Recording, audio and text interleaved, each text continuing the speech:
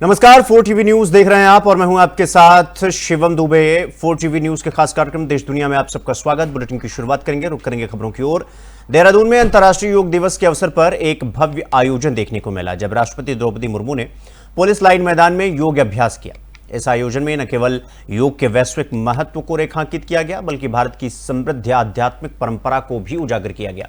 राष्ट्रपति के साथ राज्यपाल गुरमीत सिंह, मंत्री सुबोध उनियाल और सैकड़ों योग प्रेमियों ने सामूहिक रूप से योगासनों का अभ्यास किया। इस कार्यक्रम के जरिए लोगों में योग के प्रति जागरूकता बढ़ाने और स्वस्थ जीवन शैली को अपनाने का संदेश दिया गया।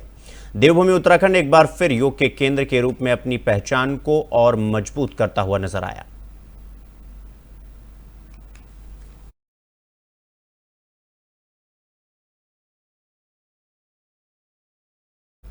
तो अकोला जिले में महावितरण कंपनी के बिजली तार चोरी के मामले पर पुलिस ने बड़ी कार्रवाई की है। क्राइम ब्रांच की टीम ने 4 अलग अलग मामलों का खुलासा करते हुए 10,73,500 रुपए का चोरी का माल जब्त किया। इस कार्रवाई में 5 आरोपियों को गिरफ्तार किया गया, जबकि मुख्य आरोपी दीपक मनोहर पवार अब भी फरार है। कार्रवाई पुलिस अधीक्षक डॉक्टर अर्चित चांडक के आदेश पर और निरीक्षक शंकर शेलके के मार्गदर्शन में की गई।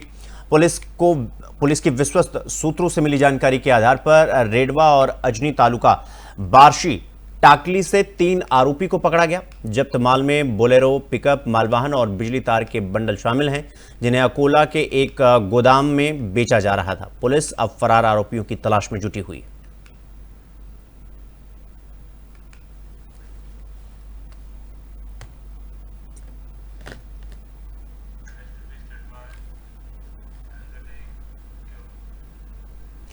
अंतर्राष्ट्रीय योग दिवस 2025 के अवसर पर गुजरात के मुख्यमंत्री भूपेंद्र पटेल ने वडनगर में सामूहिक योग कार्यक्रम में भाग लिया। इस अवसर पर उन्होंने लोगों से स्वस्थ जीवन शैली अपनाने और योग को दैनिक जीवन का हिस्सा बनाने की अपील की। मुख्यमंत्री ने कहा कि प्रधानमंत्री नरेंद्र मोदी के मोटापे से मुक्त भारत के आह्वान से प्रेरणा लेते हुए गुजरात सरकार ने इस 11वें योग दिवस पर मोटापे से मुक्त और स्वस्थ गुजरात का संकल्प लिया है। मुख्यमंत्री के मार्गदर्शन में राज्य भर में योग शिविरों का और जागरूकता अभियान का आयोजन किया गया, जिसमें हजारों लोगों ने हिस्सा लिया। स्वास्थ्य विभाग और योग संस्थानों के सहयोग से ये पहल तेजी से आगे बढ़ रहा है। सरकार का उद्देश्य केवल शारीरिक स्वास्थ्य नहीं, बल्कि मानसिक संतुलन और जीवन शैली में स्थायित्व भी लाना है।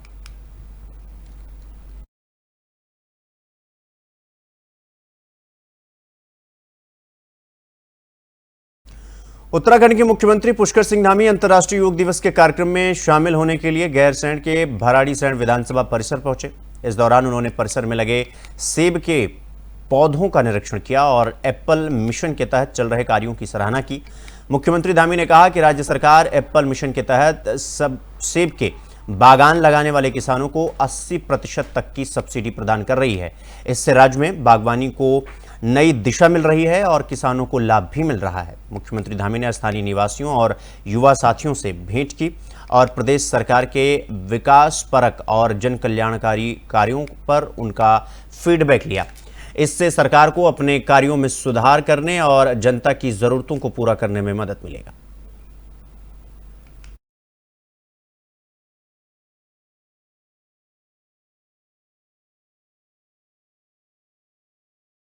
रुक करेंगे अगली खबर की ओर। अंतर्राष्ट्रीय योग दिवस के अवसर पर महाराष्ट्र के मुख्यमंत्री देवेंद्र फडणवीस ने पुणे में सावित्रीबाई फूले पुणे विश्वविद्यालय के निगरानी में आयोजित योग कार्यक्रम में हिस्सा लिया। उन्होंने इसे एक सफल और भव्य आयोजन बताया, जिसमें हजारों लोगों ने उत्साहपूर्वक भाग लिया। मुख्यमंत्री ने कहा कि न केवल विश्वविद्यालय परिसर में, बल्कि पुणे के लगभग 700 महाविद्यालयों में भी समान रूप से योग कार्यक्रमों का आयोजन किया गया।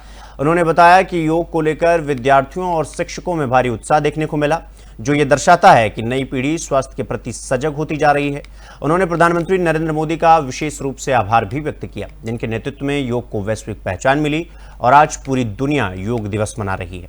मुख्यमंत्री ने सभी नागरिकों से अपील की कि वो योग को रोजमर्रा की दिनचर्या में शामिल करें और स्वस्थ जीवन की ओर कदम बढ़ाएं।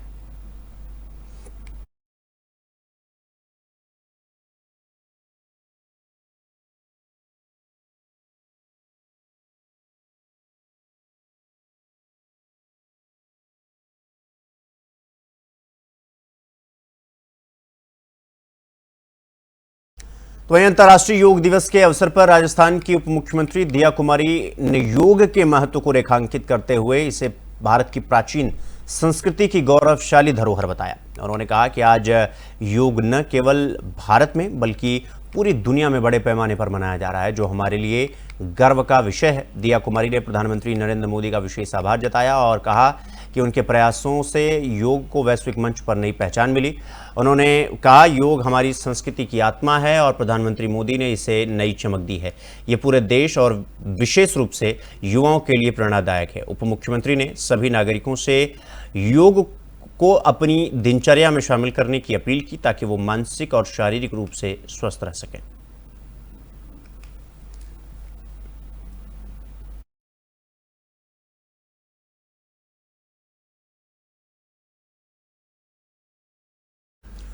रुक करेंगे अगली खबर की ओर। अंतर्राष्ट्रीय योग दिवस 2025 के अवसर पर सीमा सुरक्षा बल यानी बॉर्डर सिक्योरिटी फोर्स बीएसएफ के जवानों ने जम्मू स्थित बीएसएफ मुख्यालय के सामूहिक योगाभ्यास किया। इस विशेष अवसर पर जवानों ने पूरे अनुशासन और समर्पण के साथ विभिन्न योगासन और प्राणायाम किए, जिससे उनके मानसिक और शारीरिक स्वास्थ्य को सशक्त बनाने में मदद मिलेगी। बीएसएफ अधिकारियों ने बताया कि योगाभ्यास जवानों के लिए तनाव कम करने और कार्यक्षमता बढ़ाने का एक प्रभावी साधन है। जवानों को नियमित योग करने के लिए प्रोत्साहित किया जा रहा है ताकि वो सीमाओं की रक्षा करते हुए स्वस्थ और संतुलन जीवन जी सकें। इस आयोजन में वरिष्ठ अधिकारी भी शामिल हुए और उन्होंने जवानों का उत्साह बढ़ाया और उनके उत्साह की सराहना की। योग दिवस के माध्यम से बीएसएफ ने यह संदेश दिया कि राष्ट्र की सुरक्षा में लगे जवानों के स्वास्थ्य की देखभाल भी उतना ही जरूरी है।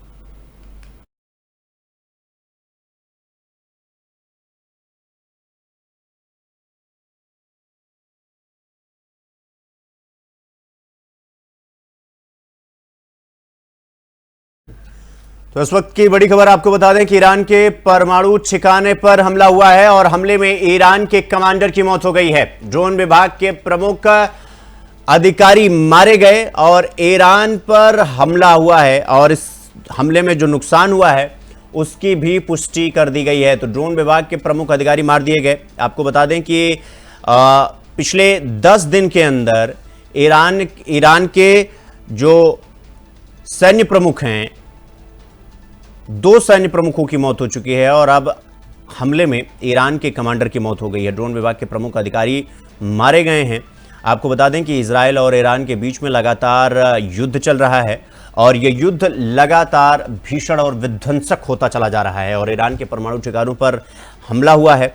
चूंकि आपको बता दें कि इजरायल लगातार ईरान के परमाणु ठिकानों पर लगातार बम्बार्डमेंट कर रहा है, लगातार क्षति पहुंचाने की कोशिश में है, क्योंकि ईरान जिस तरह से परमाणु बम बनाने के लिए, परमाणु विकसित राष्ट्र बनने के लिए लगातार आगे बढ़ रहा है, उसको लेकर इजराइल वो सतर्क है और इजराइल बिल्कुल भी ये खतरा उठाने के मूड में नहीं है कि ईरान जैसे देश के पास परमाणु हथियार उसके पास हो, अन्यथा पूरी दुनिया के लिए एक बड़ा खतरा होगा। और हमले में ईरान के कमांडर की मौत हुई है। आपको बता दें कि लगातार इजराइल और ईरान एक दूसरे को फूटी आंख नहीं सुहा रहे हैं और एक दूसरे को क्षति पहुंचाने की पूरी कोशिश की जा रही है और लिहाजा उसका एक एग्जाम्पल देखने को मिल रहा है, जहां पर ड्रोन विभाग के प्रमुख अधिकारी मारे गए, ईरान पर हमला हुआ और सैन्य क्षति की पुष्टि भी कर दी गई है। यानी कि ड्रोन विभाग के प्रमुख अधिकारी इस हमले में मारे गए, सैन्य क्षति जो हुई उसकी भी पुष्टि हो गई। ईरान पर हमला, और आपको बता दें कि ईरान भी लगातार रिटेलिएट कर रहा है इजराइल पर, और लगातार आपको बता दें कि इजराइल ने भी अब खुली तौर पर यह कह दिया है कि अब ये जो जंग है, जो ये विध्वंसक जंग चल रही है, वो अब इतनी आसानी से नहीं रुकने वाली। अब ये धीरे धीरे और भी विध्वंसक, खतरनाक और चिंताजनक होता चला जा रहा है। ये युद्ध जो चल रहा है ईरान और इजराइल के बीच में, वो बेहद विध्वंसक होता जा रहा है। लिहाजा एक एग्जाम्पल देखने को मिल रहा है जहां पर अब ईरान के ड्रोन विभाग के प्रमुख अधिकारी मारे गए हैं, इसकी पुष्टि भी हो गई है।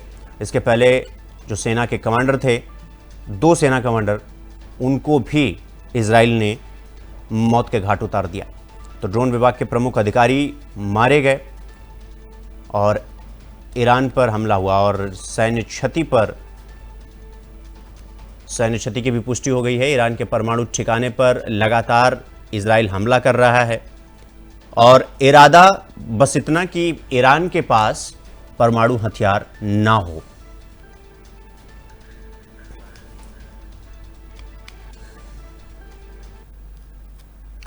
तो एक और बड़ी खबर आपको बता दें कि अमेरिका पहुंचे नेतन्याहू ने ट्रंप से मुलाकात की है। इजराइल के प्रधानमंत्री ने ट्रंप प्रशासन से बातचीत की है। आईडीएफ प्रमुख और नेता नेतन्याहू के साथ मौजूद रहे। वाशिंगटन में इजराइल ट्रंप सरकार की बड़ी बैठक और जंग के बीच नेतन्याहू ने अमेरिका में चर्चा की। तो आपको बता दें कि इस युद्ध के लिहाजे से एक और बड़ी खबर हम आपको बता रहे हैं। इजराइल ईरान जो संघर्ष चल रहा है, इस लिहाजे से ये बड़ी खबर हम आपको बता रहे हैं। अमेरिका पहुंचे हुए हैं नेतन्याहू और ट्रंप से मुलाकात करेंगे। आपको बता दें कि पिछले दिनों हुई कनाडा में जो G7 की बैठक हुई थी, वहाँ से अचानक से डोनाल्ड ट्रंप का निकलना और फिर वहाँ से निकलकर जाना, फिर बीच में पोस्ट करना कि कुछ बड़ा होने वाला है। और अब इतने भारी संघर्ष के बाद, इजराइल और ईरान के बीच में इतने भारी संघर्ष के बाद, इजराइल के प्रधानमंत्री बेंजामिन नेतन्याहू का अमेरिका पहुंचना, ट्रंप से मुलाकात करना, ये सारे के सारा का सारा जो ये जो कड़ी जुड़ती जा रही है वो एक खतरनाक संकेत कर रही है। और वाशिंगटन में इजराइल ट्रंप सरकार की बड़ी बैठक, और आपको बता दें कि लगातार अमेरिका इजराइल के सहयोग में है और इस भीषण जंग के बीच अमेरिका पहुंचना, नेतन्याहू का ट्रंप से मुलाकात करना, ये सभी कड़ी जो है वो खतरनाक दिशा की तरफ मुड़ती हुई नजर आ रही हैं। आईडीएफ प्रमुख और नेता नेतन्याहू ने मुलाकात की है। वॉशिंगटन में बड़ी बैठक और महत्वपूर्ण बैठक जंग के बीच में नेतन्याहू ने अमेरिका में जाकर चर्चा की, बातचीत की। आपको बता दें कि लगातार अमेरिका भी ईरान को वार्निंग देता चला रहा है, चेतावनी दे रहा है कि अनकंडीशनल बातचीत की जाए, किसी भी प्रकार की कंडीशन नहीं होनी चाहिए। हालांकि ईरान इससे इतर लगातार बयानबाजी कर रहा है कि किसी भी तरह का हस्तक्षेप और किसी भी तरीके की धमकी ईरान बर्दाश्त नहीं करेगा। और अब इजराइल के प्रधानमंत्री ने ट्रंप प्रशासन से बातचीत की है। आईडीएफ प्रमुख और नेता नेतन्याहू के साथ मौजूद रहे। वाशिंगटन में इजराइल ट्रंप सरकार के बीच में ये बड़ी बैठक, और ये बैठक अब होने के बाद इस बैठक से क्या कुछ सामने निकल कर आता है, ये देखना बेहद दिलचस्प होगा। और नेतन्याहू लगातार ईरान को चेतावनी या धमकी, जो भी कह लीजिए, वो लगातार दे रहे हैं भरे मंच से। और नेतन्याहू लगातार ईरान की जनता से भी अपील कर रहे हैं कि आप लोग बहादुर हैं, लेकिन आपकी सरकार वो शांति नहीं चाहती और एक रेडिकलाइज सरकार है आपकी। और जंग के बीच अब नेतन्याहू अमेरिका भी पहुंच चुके हैं। तो ट्रंप से मुलाकात, अमेरिका पहुंचना, इधर ईरान पर लगातार बम्बार्डमेंट करना, लड़ाकू विमान से, तमाम मिसाइल से अटैक करना, यानी कि अगर सभी कड़ियों को जोड़ दिया जाए तो पूरा जो लब्बो लबाब है इस पूरे मसले का वो एक ही है कि वो खतरनाक दिशा की तरफ इशारा कर रही है कि कुछ ना कुछ तो बड़ा हो सकता है। और बड़ा कुछ इस कदर हो सकता है कि ईरान में या तो उसके बाद फिर शांति होगी या फिर और भीषण युद्ध होगा, और फिर धीरे धीरे ये विश्व वर्ल्ड वॉर 3 की तरफ अग्रसर हो जाएगा। हालांकि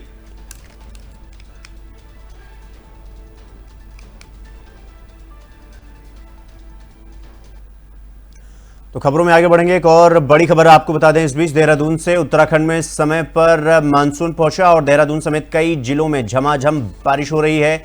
4 जिलों में भारी बारिश का येलो अलर्ट। पिछली बार 27 जून को मानसून पहुंचा था और रिमझिम बारिश के साथ समय पर मानसून पहुंच चुका है। अधिकांश इलाकों में भारी बारिश भी हो रही है और अलर्ट भी जारी किया गया है। केरल में बीते 24 मई को मानसून पहुंचा था। तो पिछली बार 24 को जो है वो पहुंचा था और अधिकांश इलाकों में बारिश हो रही है और केरल में भी 24 मई को मानसून पहुंच चुका और लगातार आपको बता दें कि मौसम बिल्कुल बदला सा है और उत्तराखंड में समय पर मानसून पहुंचा। देहरादून के कई जिलों में लगातार बारिश हो रही है। 4 जिलों में भारी बारिश का येलो अलर्ट भी जारी कर दिया गया है। तो लगातार मौसम जो है वो बदल रहा है और उत्तराखंड जैसे राज्यों में, केरल जैसे राज्यों में जो हम आपको बता रहे हैं, यहाँ पर चूंकि घने आबादी वाला जंगल का इलाका है, पेड़ पौधे हैं, तो यहाँ पर मौसम परिवर्तन होने में ज़्यादा समय नहीं लगता और लिहाजा उत्तराखंड में भी मानसून पहुँच चुका है। तो देहरादून समेत कई जिलों में बारिश भी हो रही है।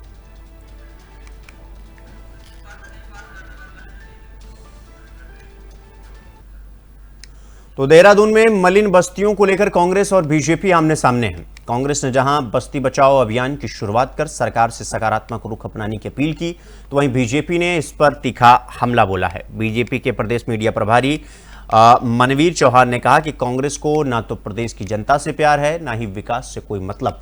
उन्होंने आरोप लगाया कि कांग्रेस केवल रोहिंग्याओं को बसाने का काम कर सकती है। दरअसल देहरादून में एलिवेटेड रोड निर्माण की योजना के चलते कई बस्तियां प्रभावित होने वाली हैं और सरकार इनके लिए वैकल्पिक व्यवस्था की बात कर रही है, लेकिन कांग्रेस इसे लेकर लगातार सवाल उठा रही है।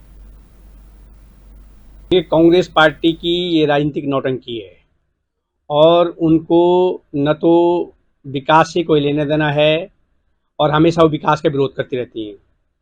उन्हें न उत्तराखंड की जनता से कोई लेना देना है और न ही बस्ती वालों से उनका लेना देना है। उन्हें सिर्फ अपनी राजनीतिक रोटी सेकनी है, इसलिए वो इस तरह की नौटंकियां कर रही हैं। इसके साथ ही कांग्रेस पार्टी कभी भी बस्ती बचाओ का जो अभियान जो दिखाने की कोशिश कर रहे हैं, उनके हितैषी वो कभी नहीं रहे। वो सिर्फ अगर कर सकते हैं अपनी तुष्टीकरण की राजनीति के लिए, तो सिर्फ रोहिंग्याओं को बचा। तो खबरों में आगे बढ़ेंगे। पुणे के माध्यमिक आश्रमशाला बाघोली में अंतर्राष्ट्रीय योग दिवस बड़े उत्साह और अनुशासन के साथ मनाया गया। इस अवसर पर योग गुरु संतोष देशमुख ने विद्यार्थियों को विभिन्न योगासन कराते हुए उनके स्वास्थ्य लाभों की जानकारी दी। विजय कापाले और प्रदीप लकड़ी के सहयोग से आयोजित सत्र में विद्यालय के प्रधानाध्यापक जितेंद्र सोनवड़े, शिक्षकगण और 300 से ज्यादा विद्यार्थियों ने हिस्सा लिया। सामूहिक योगाभ्यास के दौरान पूरे परिसर में सकारात्मक ऊर्जा का अनुभव किया गया। कार्यक्रम के अंत में विद्यालय प्रशासन ने सभी सहभागियों और विशेष रूप से योग गुरु का आभार जताया। यह आयोजन विद्यार्थियों में योग के प्रति रुचि और जागरूकता बढ़ाने में सफल रहा।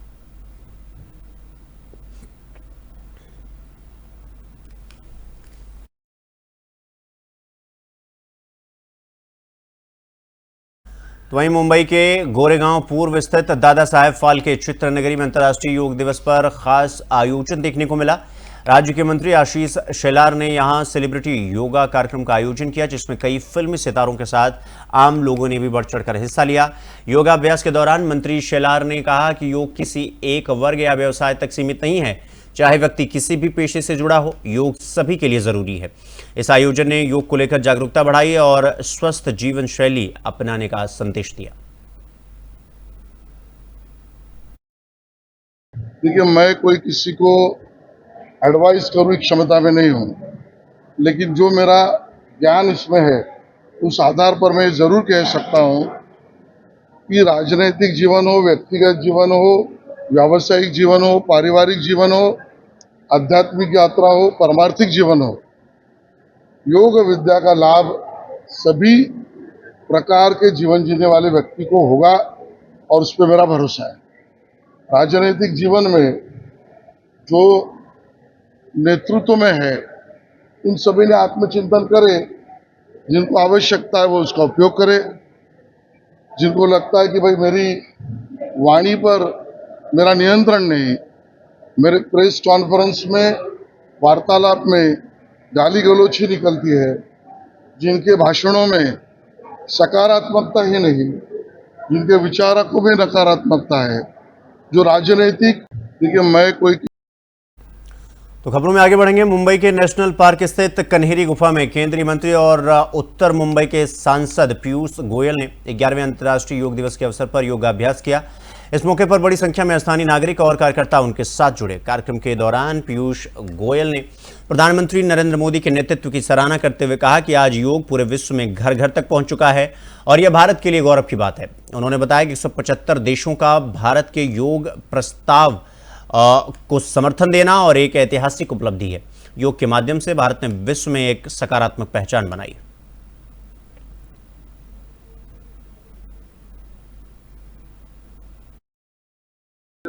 आज 11वां अंतर्राष्ट्रीय योग दिवस, एक दशक 10 वर्ष योग के सफल प्रयोग का पूरे विश्व में जो आज प्रधानमंत्री नरेंद्र मोदी जी के नेतृत्व में योग घर घर तक, शहर शहर तक पहुंचा है, ये हम सबके लिए बड़े आनंद की बात है। हम सबके लिए गौरव की बात है कि प्रधानमंत्री मोदी जी के नेतृत्व में भारत का पुरातन, भारत का अपना देन योग आज विश्व के स्वास्थ्य की चिंता करता है। योग दिवस पर हम आज पूरे विश्व को संदेश दे रहे हैं कि भारत के पास जो ताकत है, भारत के पास जो अपनी खुद की संस्कृति है, भारत एक प्रकार से पूरे विश्व को नई ऊंचाइयों तक लेके जाने का एक इंजन ऑफ ग्रोथ बना है। पूरा विश्व की नजर आज प्रधानमंत्री मोदी जी और भारत पर है। वहीं हिंगोली में बोगस खाद बेचने की शिकायतों पर कृषि विभाग ने बड़ी कार्रवाई की है। शहर के गोदावरी कृषि केंद्र पर छापेमारी के दौरान भारी मात्रा में नकली खाद और मिलावट पाया गया, जिसे तत्काल सील कर दिया गया। दुकानदार के खिलाफ पुलिस ने मामला दर्ज किया और इस कार्रवाई की खबर मिलते ही गुस्साए किसान कृषि विभाग कार्यालय पहुंच गए और प्रतीकात्मक विरोध में अधिकारियों को पैसों का हार पहनाया। किसानों का आरोप है कि सिर्फ दुकानदार ही नहीं बल्कि भ्रष्ट अधिकारी पर भी कार्रवाई होनी चाहिए। बारिश के चलते बुवाई का समय होने के बावजूद खाद और बीज की किल्लत से किसान पहले ही परेशान थे। अब वो ठोस कार्रवाई करने की मांग कर रहे हैं। हम यहाँ कृषि विभाग कार्यालय में ये जो पैसे लेके आए हैं, महाराष्ट्र के कृषि मंत्री ने कहा था कि जो महाराष्ट्र के जो किसान है उनको ना खाद की कमी होगी, ना बियाने की कमी होगी, मगर हिंगोली जिला उसमें अपवाद है। हिंगोली जिले में डीएपी का एक भी थैला किसान को मिल रहा नहीं और जो यहाँ के व्यापारी है वो अवैध रीति से वो स्टॉक करके रख रहे। कल कृषि विभाग ने कार्रवाई की, उसमें सैकड़ों यहाँ के डीएपी के थैले इन्होंने जब्त किए, मगर ये कार्रवाई कुछ दिनों पहले होनी चाहिए थी। जो कि किसान ने अपने खेत में बियाना बोया है और किसान को किसी भी दुकान पे गए तो वहां व्यापारी डीएपी के थैले दे रहे नहीं थे। आज सवाल ये है कि ये जो कृषि विभाग है उनके कुछ जो अधिकारी है, व्यापारी और इनका संगनमत चालू है। ये लोग व्यापारी के पास से पैसे लेते और कुछ कार्यवाही करते नहीं। इसलिए हमने हमारे किसान भाइयों से एक एक रुपया जमा करके। तो बुलेटिन में फिलहाल अभी के लिए बस इतना ही। देश और दुनिया की तमाम खबरों को देखने के लिए देखते रहिए 4TV न्यूज़। नमस्कार।